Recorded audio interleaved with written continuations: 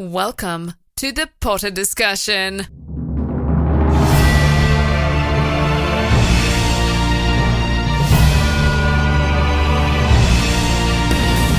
Welcome back to the Potter Discussion, discussing Harry Potter, Fantastic Beasts, and the Wizarding World fandom.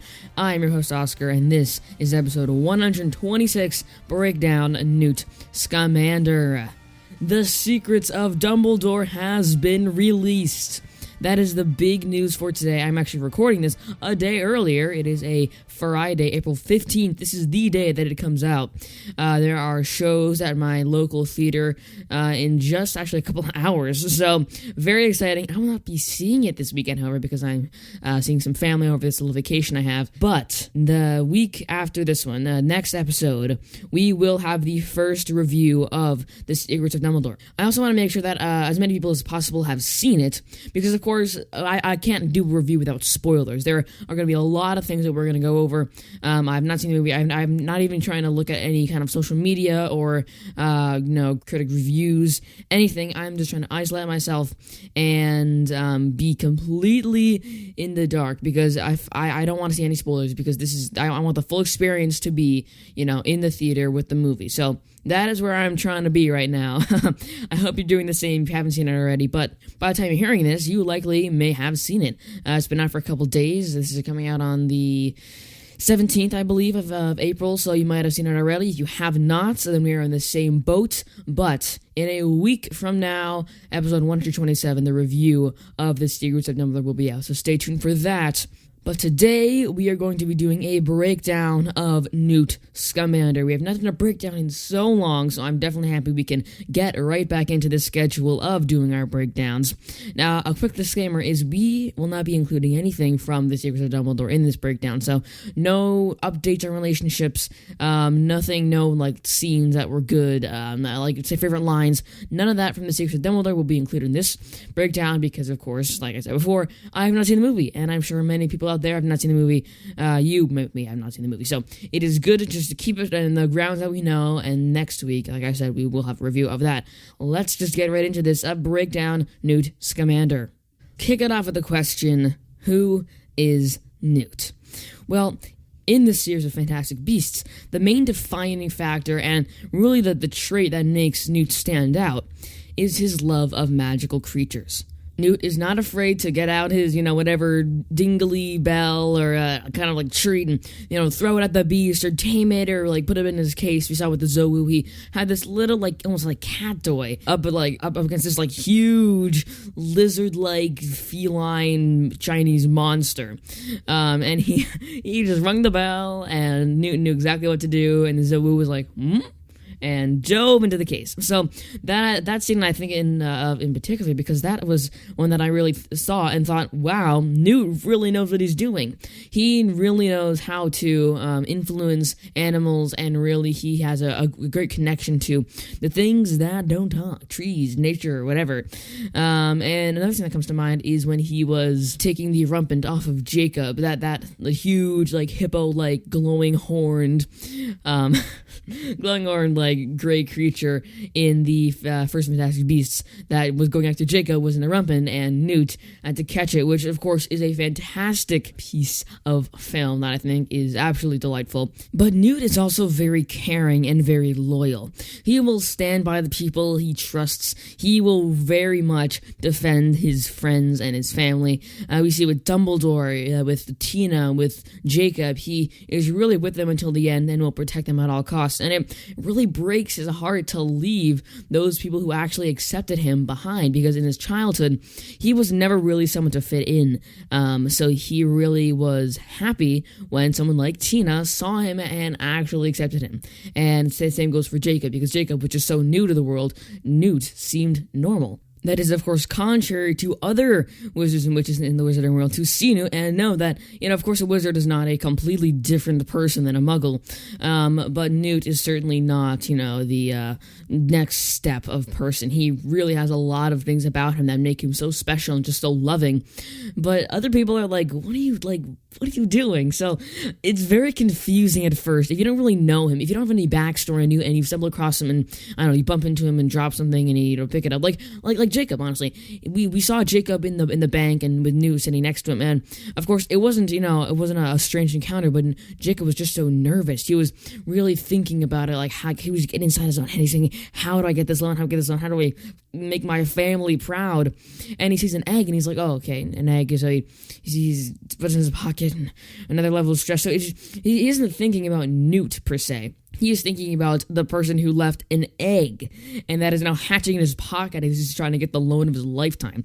So that is really at the forefront of what he's trying to say. And the introduction to Newt, I think, also helped with his character and how Newt made a good impression on Jacob, because it's very easy for someone like Newt to not be taken in and not really be seen as who you are. The good things about you are very easily glossed over just based on a first impression. And I think we were lucky for the story, really. The writers, but the story, I think, played out in such a way that allowed for Jacob to see Newt in the light that we needed him to, for them to create the friendship that they did. Of course, Jacob did not know Newt at the time, but he knew enough about him, and he was a little disappointed that he didn't get his loan, that he didn't stop to think, like, this dude is, weird. This dude is strange. And obviously to a muggle, any wizard is strange, but Newt, especially, he really stands out. He didn't really make an effort to hide his wizardness. He had a full-on robe. His wand was up his sleeve, and he had a brief face. I think it was more normal for the times, 1923 in the first introduction, so it's not like this whole other world. So that kind of clothing was more common, but the fact still stands that Jacob did not know Newt, and he had still wanted to talk to him, and he still interacted with him and didn't, run. He didn't have a negative reaction, which I think was the most important part, and I think that really also helped Newt, because Newt is, like we said before, loyal. He's caring. He wants to help the people that will let him, because if someone is like, no, like, Newt is not going to really want to, because if that someone doesn't want to help the world, Newt doesn't want to help them. Simple as that. And when Jacob said, hey, mister, your egg is, your egg is hatching, Newt goes, oh my gosh, my egg. So he whips out his wand. Tina's like, what the what? And Newt summons Jacob. They disapparate 3 feet to his left, and boom, they're done. So that kind of thing, I think, also was in my mind, one of the only scenarios that I think would have played out like it did and allowed for Newt and Jacob to make the friendship that they did. I think Jacob could have reacted very differently, and if he hadn't called out to Newt, it's like a second earlier and the egg hatched, he would have just been shocked. And that introduction to magic would have just been a clean, he's a muggle, and then he sees a magical creature. It's like if you're walking down your driveway and you see a unicorn, you are not going to feel like you are stable. And I think Jacob would have had that same reaction. He would have been like, I am not okay. I'm gonna leave now, and he would have never come back to New York, because Newt, brought him to him. Newt did use magic, but it wasn't obviously magic. Of course, it was obvious to us, because he uses his wand, but Jacob just saw a wooden stick, and then he was flying towards this man, and then he was in the stairwell. So, but we saw he was confused. Jacob wasn't like, oh yeah, that's normal, because in that hilarious scene where Jacob was like, I was there, and then I was there, that I thought Dan Folger did a really good job with that one. But we saw Jacob was confused about the magic, but Newt did not make it so obvious, bibbidi bobbidi boo, summon you. It's you know what I mean. It wasn't obvious, and Jacob had enough confusion in that moment, and really just raw emotion from being rejected by Mr. Bingley. What it was? Yeah, Bingley. Bingley was the banker, and also just seeing this strange guy and an egg. It's so many things happening at once. He didn't have time to stop and think, this fella's kind of weird. He did afterward, but that was after he got to know Newt and really understand that Newt was just kind of a normal guy. A normal person, I should say. He's not he's not, if you met him on the street, it would still be odd, but he is just a great person that I think Jacob had to get to know, because Newt's situation is really kind of don't judge a book by its cover.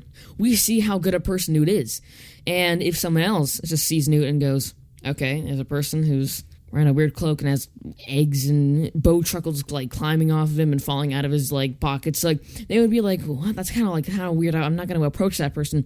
But if we see really the emotion behind Newt carrying around a bow truckle, and we really understand why he does the things that he does, I think it's a lot easier to accept it. And if anything, it's easier than anyone else, because Newt's the kind of person that if you really got to know him, like Jacob managed to do, I mean, that's really a friendship that you can't break. But unfortunately, with those kinds of relationships, it's very hard to make them in the first place. But like I was saying before, this scenario of in the bank, Jacob and Newt was, I think, like one of the only ones that allowed for the kind of interaction and first impression that these two men had of each other. So that, I think, is a very drawn out response of really who Newt is as a person. And let's move on. Okay, so we have a general idea of who Newt is, but now we have to figure out, where does he fit in? This has been another issue in the Fantastic Beasts series, because Newt didn't really fit into anywhere up until he met people like Jacob and Tina and Queenie and all those people. So as in his childhood we saw in some flashbacks, with Lita and Newt, Lita was really his only friend, Lita Lestrange, and Newt had his thing of like a broom closet or like a random tower of all these different creatures, and he really didn't go home for Christmas or holidays because he needed his creatures needed him. He needed to stay there because they were really his only friends. It's kind of sad to think about, but that's kind of true. Newt didn't really have anyone that was like his actual friend besides Lita. Everyone just kind of saw him as the oddball, kind of the outcast, someone who didn't really fit in a way that allowed them for them to form a relationship that wouldn't be completely ridiculous. Now, as Newt got older, obviously it became a problem because he needed to work, he needed to get a job, he needed to all that kind of stuff. So his social skills, I think, was kind of a problem for him. And we saw in the beginning of the Crimes of Grindelwald, when he wanted to get his ban on international travel lifted at the Ministry of Magic, he didn't get it because he was talking about, like he really was saying the wrong things, just saying, all these almost incriminating things. So really his social skills and reading the room was not the best. I think that was developed by not really having much, human interaction. to put it frankly, Newt did not have much human interaction in his youth, which is, I think, a problem. I think that definitely improved. The reason I think that is because Newt is much more of a listener than a talker. Like this. I am definitely a talker. You're a listener here because you're listening, and I'm talking. But what that kind of means is you understand what I'm saying, and Newt understands what everyone else is saying. And because no one was talking to him, all he did was listen. All he did was take in information, understand a person, just see what they meant, really just get everyone. There's no better word for it. He just got everything. And that knowledge, I think, was what allowed him to be kind of the uncomfortable person that he is. Kind of like a Luna. And I'm saying uncomfortable for other people because he kind of knows, he isn't afraid to say the honest truth.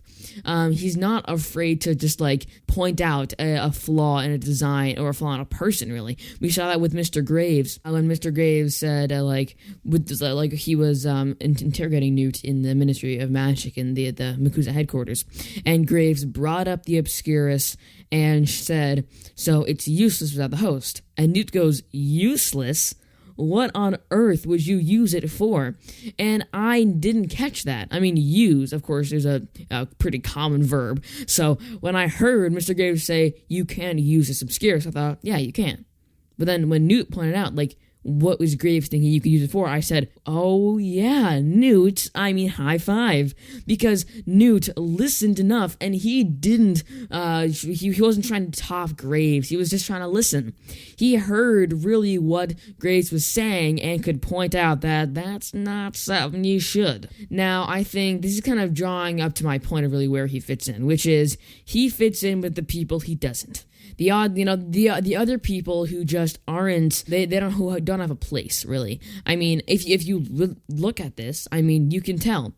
First of all, we have Jacob. Obviously, Jacob, a muggle in a wizard world, is an absolute standout. Of course we know that is Jacob does not belong in the wizarding world.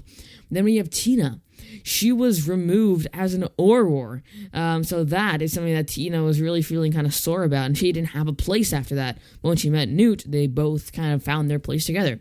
And then Queenie, I think, was kind of in the middle. She had a place, but it wasn't with other people, really, because Tina was really her only true friend.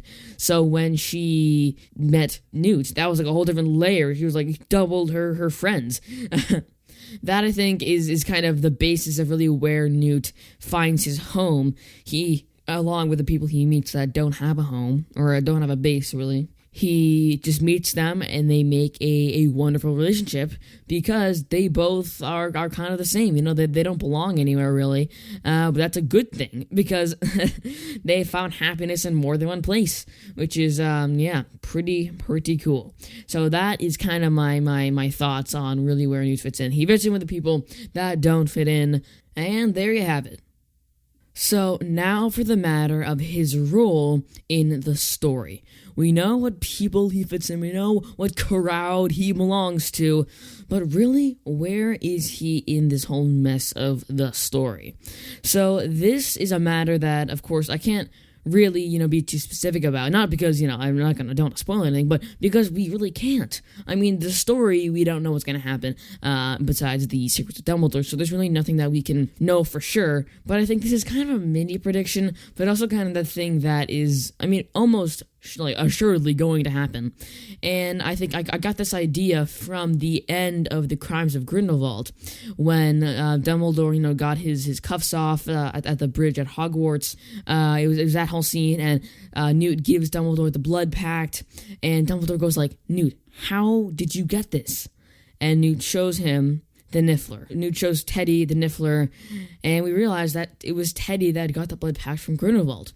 Now, this got me thinking that not only will Newt use a beast in the very end of the series, or, even at the end of this film, because it is called Fantastic Beasts, and no matter how small they manage to make it in the title, and on the posters, I do think that there is going to be an element of or Fantastic Beasts, plural. Now, Teddy, I think, was just the first step, because the line Newt said after that, Grindelwald doesn't pay attention to things he considers simple, I think will also come to play, because Newt didn't really have to move on from where he was, because he's really in a category of his own. This is also where his weaknesses become strengths. He didn't really know anyone. He was just kind of in his own category of person, and he developed his own hobbies and his own interests and his own strengths and his own just kind of life. And he didn't have to move on from that because there was no one pushing him forward. He could stay where he was because there was no tie that was bringing him back and forth. It was just him. And that, I think, is why he's managing to catch Grindelwald off guard, because he is just coming from a completely different angle. He is using, these super simple ways of getting things. It's like Harry in the Firebolt. He just had his wand, and because he couldn't cast a spell to defeat the dragon, he cast a spell to help himself. It's kind of just doing the exact opposite of what you think someone would do, and it still works. So that, I think, is really kind of Newt's specialty, coming from behind and really making this genius decision that helps out Dumbledore, helps out him, just helps out the good side in general a ton in the end. So that, I think, is really where I see this whole, Fantastic Beasts, where he fits in. He's going to deploy this thing that is just so unbelievably simple. He distracts Grindelwald by throwing a rock. It's something it's so simple as that, but it's gonna work so well. Newt's not gonna have to use this complicated spell. He's gonna let loose his Bowtruckle Niffler and Snidget. I don't know, and they're gonna have this amazing final battler. Some big part of the story is going to be changed by Newt using some of his Newt methods. Kind of a mini prediction, but kind of not, because we're pretty confident that there's going to be some element of a or Fantastic Beasts, plural, like I said before, in the final stages of this movie, or 5 stages of the plot in general. That's kind of what I'm thinking where Newt fits in, and where he will go in the future.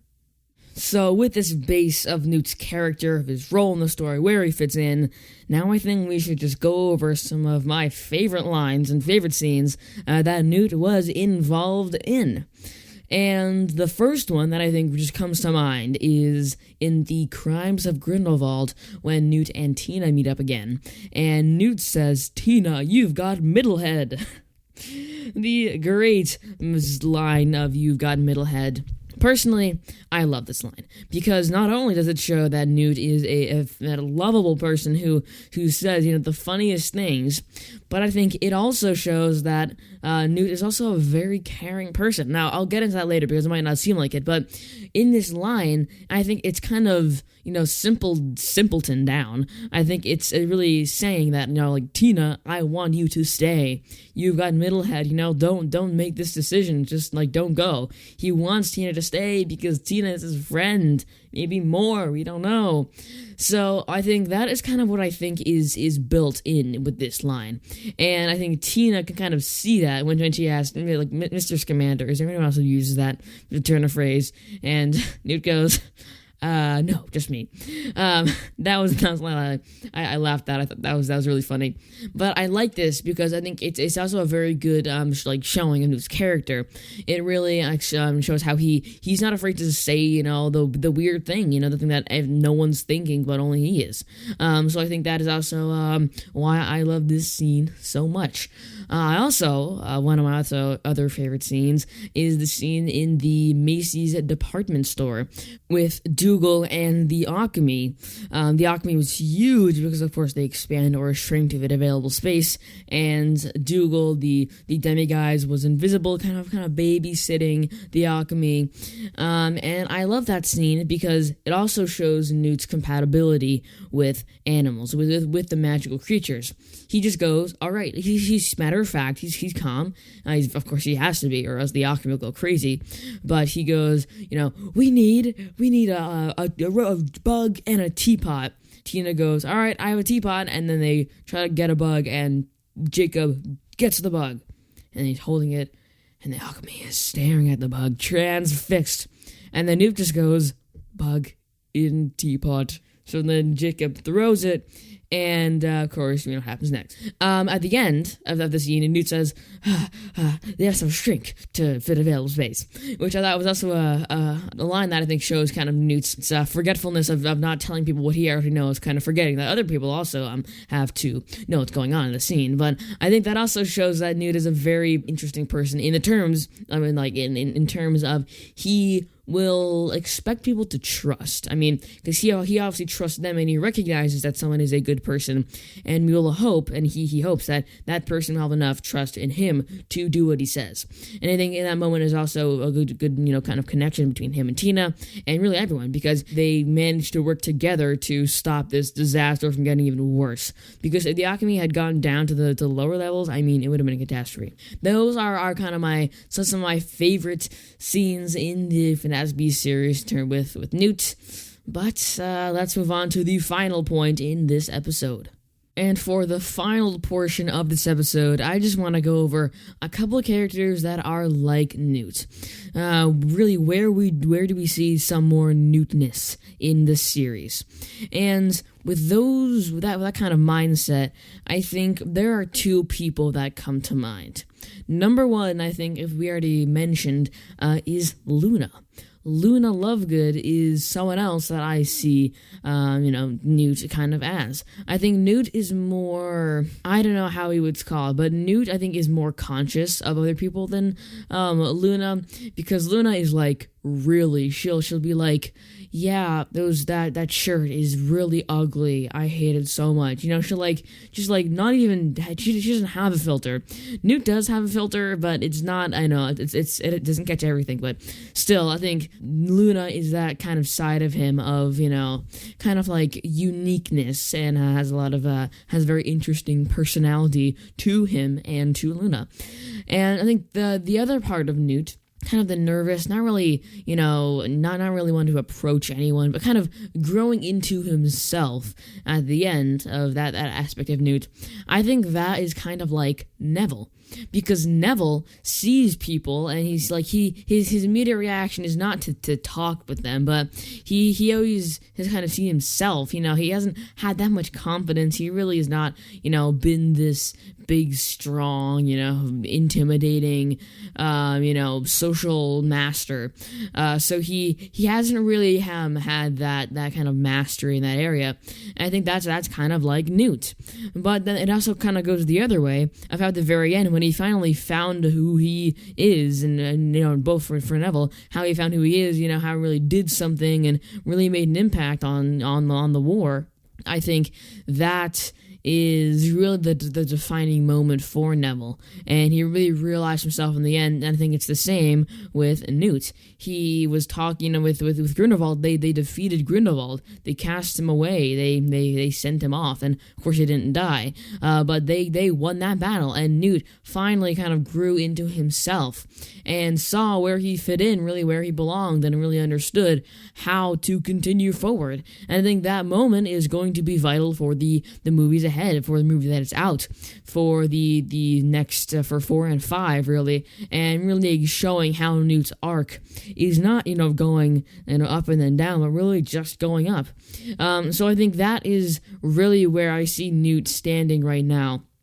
Luna is really who he is, in his mannerisms, and Neville is really who he is in his mind. So I think that is just about as neat a bow I can tie on this issue, and I think just for today, we will leave it at that. So thank you so much for listening to this episode, and I mean, I my only homework to you is go see the movie, go see The Secrets of Dumbledore. If you're hearing this on Sunday, if you haven't seen the movie already, then just go do that. I mean, you have all week until the next review, but you won't be able to listen to the next episode without spoilers if you don't see the movie. Just please, come on. I really, really am so excited to see the movie. I cannot even express to you how pumped I am. I've never used that word, pumped. Yeah, man, I'm a teenage-year-old pumped. So I'm so excited to see this, to see the Secrets of Dumbledore, see what answers are given, see what mysteries are solved, and see what predictions I made that are right, that I can brag about. So that is what I'm looking forward to. Stay safe in the world. Enjoy, whether you're in the southern or northern hemisphere, enjoy whatever season this is for you, whether it is spring or autumn or whatever. So thank you for listening to this episode. With any questions, at ThePotterDiscussion@gmail.com or Instagram at ThePotterDiscussion. And always remember that happiness can be found even in the darkest of times if one only remembers to turn on the light. I will see you later.